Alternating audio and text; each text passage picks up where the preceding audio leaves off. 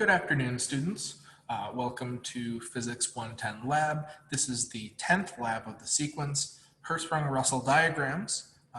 Hertzprung-Russel diagrams are a correlation between different stars that plot the luminosity of the stars, which is how bright they are, versus their temperature. So it allows us to see a correlation between the stars of different colors and luminosities and their temperature. Now, if you want a little bit more detailed description of what these Hertzprung-Russel diagrams actually are and how we can use the data that we're going to gather in this lab today to create your own, which is the assignment for this week's lab, please go watch the introduction theory video and then come back to this one, and you'll have a better idea of what to do once we actually start taking the data. All right, so let's get into the lab. So when we first log into this lab, you see we have this big starry sky with all different colors of stars. Now this is obviously not what this would look like in real life, although if you did take a closer look at each one of these stars, you would see their corresponding colors. However, this would look much more monochrome as a starry sky in real life. This is just so we can get a better idea of what sorts of stars we're actually dealing with before we actually click on them. Now, in the introductory theory video, we did discuss that there are some stars that are of certain colors that are outliers on the brightness chart, such as red giants and supergiant stars being red due to their long life and extremely cool nature, but also extremely bright since they are very large. None of the stars on this sky are these outlier stars. So no white dwarfs, no red giants. These are all exactly what you expect them to be on average. So your Hertzprung-Russel diagram should not include any very outlier-esque points on your diagram. So when we get into this starry sky, we can see that each one of these stars, if you hover over them, has a number and a value of a luminosity. And you can see that if you look at this select a star icon, it'll change as soon as I hover over the star. So this here is star 12, and it has a luminosity of 7.0772. Now if we click on star 12, we will get a diagram that looks just like this, and you will see I have a wavelength icon at the bottom here. That just corresponds to this bottom axis, and it makes it much easier to find this maximum right here. Because what we want to do in order to make our Hertzprung-Russel diagram is find the maximum intensity of the star's output and record the wavelength. So the wavelength of star 12 is 392 nanometers as your maximum wavelength. So we are going to go through and take 10 to 15 of these measurements, and it'll be your job to put these measurements together into a single Hertzprung-Russel diagram. Now I will be showing the full Hertzprung-Russel diagram, which occurs when you just hit this check your results button here. I will be showing that at the end of this video. However, that's mostly for you to check your diagram against. I will be checking your numbers, your temperature. So please write that on your assignment as well. So the things that you need to include will be each star plotted on a graph, along with a list of wavelengths, luminosities, and temperatures for each star that we cover. So the first star that we're going to cover is star 12. I know we just went over it, but we're going to go over it again. Star 12 has a luminosity of 7.0772, and its wavelength is 392 nanometers. All right, so then we're going to go to star number 48. Star 48 has a luminosity of 19.175, and its maximum intensity occurs at 332 nanometers. The next star we're going to look at is star number 45.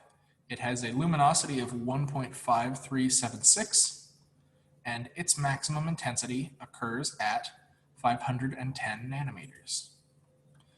The next star we're going to look at is star number 11.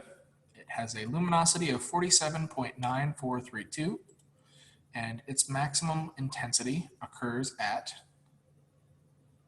277 nanometers. The next star we're going to be looking at is star number 3, which has a luminosity of 3.7879 and has a maximum intensity that occurs at 433 nanometers. All right, our next star we're going to be looking at is star number 2, which has a luminosity of 3.4213 and a wavelength that has its maximum intensity at 455 nanometers. The next star we're going to be looking at is star number 33, which has a maximum intensity at 398 nanometers and a luminosity of 5.4358. The next star we're going to be looking at is star number 37, which has a luminosity of 2.6135 and has a maximum intensity that occurs at 460 nanometers. The next star we're going to be looking at is star number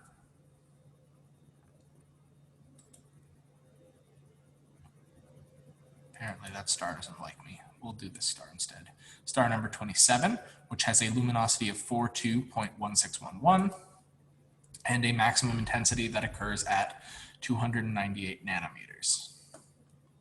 The next star we're going to be looking at is star number 28, which has a luminosity of 69.0605 and a maximum intensity that occurs at 268 nanometers. The next star we're going to be looking at is star number 23, which has a luminosity of 0.9313 and has a maximum intensity that occurs at 546 nanometers. The next star we're going to be looking at is star number 40, which has a luminosity of 0.6109 and has a maximum intensity that occurs at 574 nanometers. The final star that we're going to be looking at is star number 14, which has a luminosity of 5.8547 and has a maximum intensity at 407 nanometers. Now, you run each of these numbers through the calculations that are discussed in the introduction theory video, and you will get your own Hertzprung-Russel diagram.